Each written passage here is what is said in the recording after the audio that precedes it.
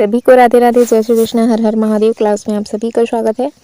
अगर आप चैनल पर नए आए हैं तो चैनल को सब्सक्राइब कीजिए और अपने दोस्तों तक शेयर कीजिए। आज की क्लास में हम पढ़ेंगे उच्चतम न्यायालय के कार्य, सुप्रीम कोर्ट के क्या क्या कार्य हैं वो आज की क्लास में हम देखते हैं। सुप्रीम कोर्ट क्या है? तो ये भारत का सबसे बड़ा अपीलीय न्यायालय है। देश का सबसे बड़ा अपीलीय न्यायालय पूछा जाएगा तो सुप्रीम कोर्ट ही होता है।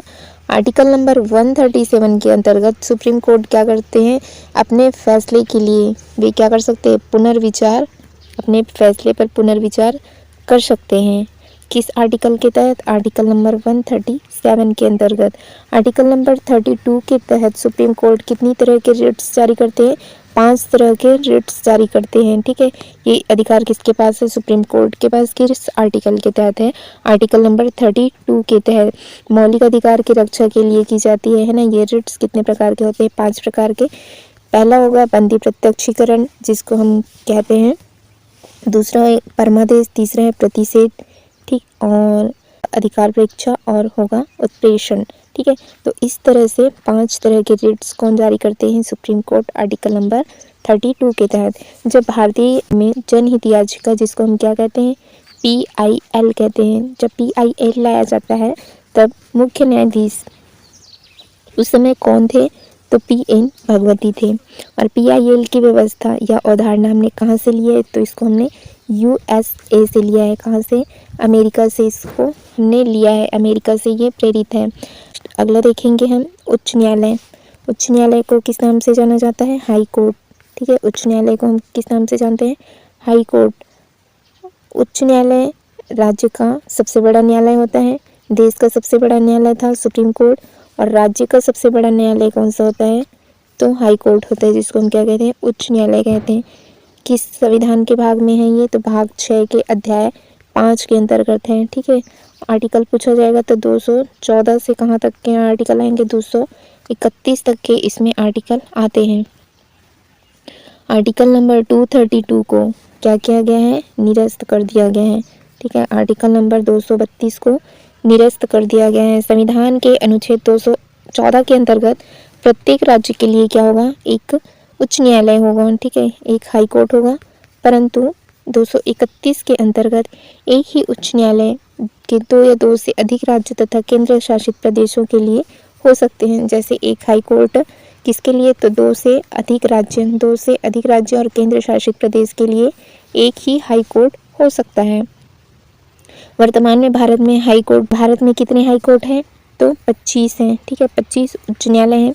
केंद्र शासित प्रदेशों में केवल किसके पास? दिल्ली के पास। ठीक है, केवल दिल्ली के पास ही अपना हाई कोर्ट है जनवरी 2025 तक। और प्रत्येक उच्च न्यायालय का गठन एक मुख्य न्यायाधीश और अन्य न्यायाधीश से मिलकर होता है। इनकी नियुक्ति किसके द्वारा होती है? भारत के राष्ट्रपति द्वारा। भिन्न भिन्न उच्च न्यायालय में न्यायाधीशों की संख्या अलग अलग हो सकती है। अलग अलग राज्य में न्यायाधीशों की संख्या अलग अलग हो सकती है। उच्च न्यायालयों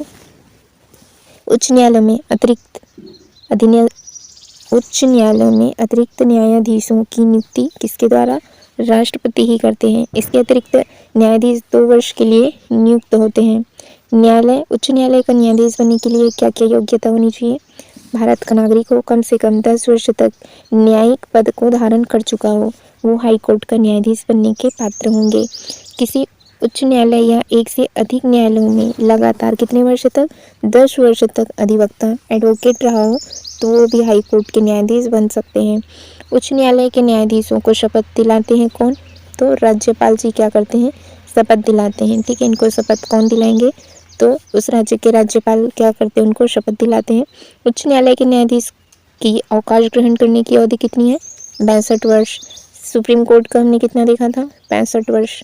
ठीक है, सुप्रीम कोर्ट के लिए 65 वर्ष है, हाई कोर्ट के लिए है 62 वर्ष। उच्च न्यायालय के न्यायाधीश को उस प्रकार पद से हटाया जा सकता है जिस प्रकार हाई कोर्ट के न्यायाधीश को हटाते हैं। ठीक है, उसी तरह से किसको हटाते हैं? हाई कोर्ट के न्यायाधीश को उसी तरह से हटाया जाएगा जिस तरह से किसको हटाएंगे हम? सुप्रीम कोर्ट के न्यायाधीश को हटाते हैं, उसी तरह से ही हाई कोर्ट के भी न्यायाधीश को हटाया जा सकता है। राष्ट्रपति किसी भी उच्च न्यायालय के आवश्यकता अनुसार न्यायाधीशों की संख्या में क्या कर सकते हैं? वृद्धि कर सकते हैं। कौन करेंगे इसको? राष्ट्रपति करेंगे। अगर हाई कोर्ट में न्यायाधीश की संख्या में वृद्धि करनी है, राष्ट्रपति जी करेंगे। आर्टिकल नंबर 215 के अंतर्गत हाई कोर्ट में क्या होगा, अभिलेख न्यायालय की भांति कार्य करेगा। राष्ट्रपति जी चाहें तो क्या कर सकते हैं कि मुख्य न्यायाधीश से परामर्श लेकर हाई कोर्ट के न्यायाधीश को वे क्या कर सकते हैं, स्थानांतरण कर सकते हैं। एक हाई कोर्ट से दूसरे हाई कोर्ट में स्थानांतरण कर सकते हैं। कौन, राष्ट्रपति जी। किनके परामर्श से, मुख्य न्यायाधीश के परामर्श से कर सकते हैं। आर्टिकल नंबर 217 में कहा गया है कि न्यायाधीश की नियुक्ति और उनके पद की शर्तें। जो हाई कोर्ट है वो क्या है, एक अपीली न्यायालय है।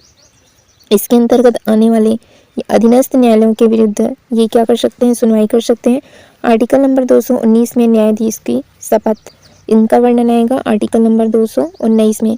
भारत में सबसे पहले 1862 ईस्वी में कलकत्ता, मुंबई और मद्रास में हाई कोर्ट की स्थापना हुई थी। ठीक है, सबसे पहले कलकत्ता, मुंबई और मद्रास में हाई कोर्ट की स्थापना हुई थी 1862 में। आर्टिकल नंबर 226 में क्या है, उच्चतम न्यायालय भी जिस तरह से रिट जारी करते हैं उसी तरह से हाई कोर्ट भी क्या करते हैं। आर्टिकल नंबर 226 के तहत भी 5 तरह के रिट्स जारी करते हैं हाई कोर्ट। ठीक है, सुप्रीम कोर्ट किस आर्टिकल के तहत करते हैं, आर्टिकल नंबर 32 के तहत करते हैं। और हाई कोर्ट कौन से आर्टिकल के तहत करेंगे, 226 के तहत करेंगे। फिर नेक्स्ट अगला देखेंगे हम, उच्च न्यायालय का क्षेत्राधिकार देखेंगे। मूल क्षेत्राधिकार, ऐसे मामलों में आवेदक सीधे उच्च न्यायालय जा सकते हैं। ज़्यादातर राज्य विधानसभा मौलिक अधिकार के प्रवर्तन और अन्य न्यायालयों में स्थानांतरण के मामलों से संबंधित मामलों के लिए लागू होता है। अपीली क्षेत्राधिकार के अंतर्गत उन मामलों से संबंधित रहेंगे जहां के लोगों ने क्या किया हो, जिला स्तर या फिर क्षेत्र के जो अधीनस्थ न्यायालय हैं उनके द्वारा दिए गए फैसले की समीक्षा के बारे में शिकायत करनी है तो वे कर सकते हैं। इन क्षेत्राधिकार को पुनः 2 श्रेणियों में विभाजित किया जाता है। पहला एक होगा नागरिक क्षेत्राधिकार, दूसरा होता है आपराधिक। नागरिक में क्या आएगा, जिसमें जिला अदालत है, नागरिक जिला अदालत है, अधीनस्थ न्यायालय के आदेश और निर्णय इसमें शामिल होते हैं। और आपराधिक मामले में क्या होते हैं, सत्र न्यायालय या फिर अतिरिक्त सत्र न्यायालय के निर्णय या फिर आदेश इसमें शामिल होते हैं। फिर आएगा पर्यवेक्षी क्षेत्राधिकार, उच्च न्यायालय के पास अपने क्षेत्राधिकार सैन्य अदालत या फिर न्यायाधिकरण को छोड़कर कार्यरत सभी अदालत और न्यायाधिकरण पर क्या किया जाता है, अधीक्षण की शक्ति होती है। रिट क्षेत्राधिकार, आर्टिकल नंबर 226 अभी हमने पढ़ा था। इसके तहत हाई कोर्ट नागरिकों के जो मौलिक अधिकार हैं उनके परिवर्तन के लिए किसी अन्य उद्देश्य के लिए, जैसे बंदी प्रत्यक्षीकरण है, परमादेश उत्प्रेषण, प्रतिषेध और अधिकार परीक्षा सहित कितने तरह की 5 प्रकार के रिट्स जारी करने का अधिकार है आर्टिकल नंबर 226 के तहत। अभिलेख न्यायालय में सर्वोच्च न्यायालय की तरह ही हाई कोर्ट भी क्या करता है, अभिलेख न्यायालय के रूप में कार्य करता है। किसी राज्य के सभी अधीनस्थ न्यायालय उद्धरण के रूप में प्रस्तुत किए गए उस राज्य के उच्च न्यायालय के निर्णयों का अनुकरण करने के लिए बाध्य होते हैं।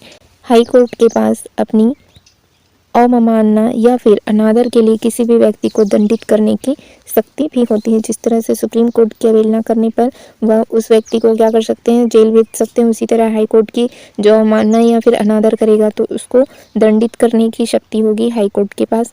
भारत में उच्च न्यायालय देखेंगे कहाँ कहाँ पर है, तो हाई कोर्ट सबसे पहले कहाँ बना था, बम्बई, कलकत्ता और मद्रास में। ठीक है, तो ये तीनों कब बने थे, 1865 ईस्वी में। इसमें कौन कौन से राज्य शामिल थे, तो बम्बई वाले में थे महाराष्ट्र, दादर और नगर हवेली, दमन और दीव और गोवा। ठीक है, और कलकत्ता वाले में था पश्चिम बंगाल, अंडमान निकोबार द्वीप समूह था। और मद्रास में था तमिलनाडु और पौंडीचेरी, ये उसमें शामिल थे। ठीक इसी तरह से इलाहाबाद में है, 1866 में बना था। यूपी आता था, पीठ कौन था उसका, तो इलाहाबाद है। और खंडपीठ कौन है, तो लखनऊ कर्नाटक में हुआ था 1884 में। ठीक है, कर्नाटक। और इसमें पीठ कौन कौन से थे, बेंगलुरु थे, खंडपीठ था धारवाड़ और कौन था, गुलबर्गा था। ठीक है, अगला नेक्स्ट देखेंगे 1916 में कहाँ बना था, पटना बिहार में। 1948 में गुवाहाटी, इसमें असम है, नागालैंड, मिजोरम, अरुणाचल प्रदेश, ये राज्य शामिल हैं। ठीक है, इनके हाई कोर्ट कहाँ है, गुवाहाटी में। और 1949 में उड़ीसा में बना था,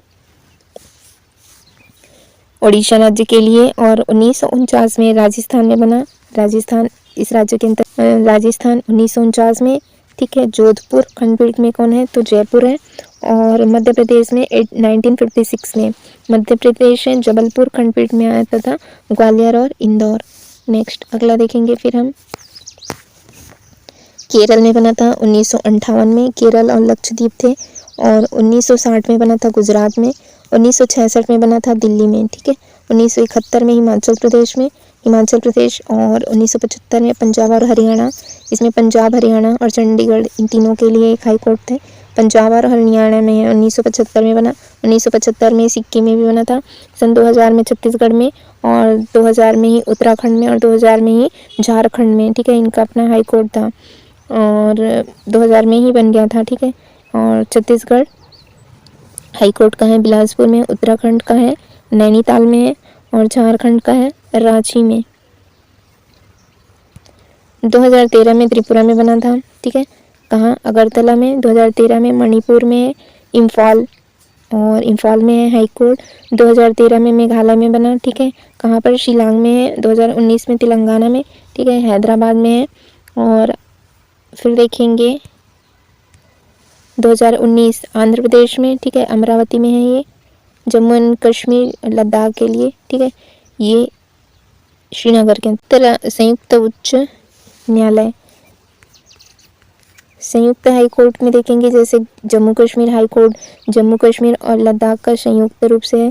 पंजाब और हरियाणा हाई कोर्ट पंजाब, हरियाणा और चंडीगढ़ के लिए है। और मुंबई हाई कोर्ट किन किन राज्यों के लिए है? तो इसमें महाराष्ट्र है, गोवा है, दादर नागर हवेली है, दमन और दीव है। और केरल हाई कोर्ट में आते हैं केरल राज्य और लक्षद्वीप आते हैं। चेन्नई में आएंगे तमिलनाडु और पुडुचेरी। चेन्नई हाई कोर्ट के अंतर्गत तमिलनाडु और पुडुचेरी है। कलकत्ता हाई कोर्ट में के अंतर्गत पश्चिम बंगाल, अंडमान निकोबार द्वीप है। गुवाहाटी हाई कोर्ट के अंतर्गत असम, नागालैंड, मिजोरम और अरुणाचल प्रदेश राज्य शामिल हैं। अधीनस्थ न्यायालय देखेंगे संविधान के अनुच्छेद 233 से 237 तक अधीनस्थ न्यायालय या फिर जिला न्यायाधीश का प्रावधान किया गया है। जिला न्यायालयों को दो भाग में, जिसमें दीवानी अदालत और एक होता है आपराधिक न्यायालय, ठीक है। दीवानी न्यायालय और एक होगा आपराधिक न्यायालय में इनको बांटा गया है। जिला न्यायाधीश की नियुक्ति किसके द्वारा? तो उच्च न्यायालय के परामर्श से कौन करेंगे? राज्यपाल जी करते हैं। जो व्यक्ति कम से कम 7 वर्ष तक किसी न्यायालय में लगातार अधिवक्ता रह चुका हो उसको जिला न्यायाधीश नियुक्त किया जा सकता है। अगला देखेंगे हम स्थानीय स्वशासन, ये हम कल की क्लास में करेंगे। आज की क्लास यहीं तक के लिए रखते हैं। Thank you friends, thank you all.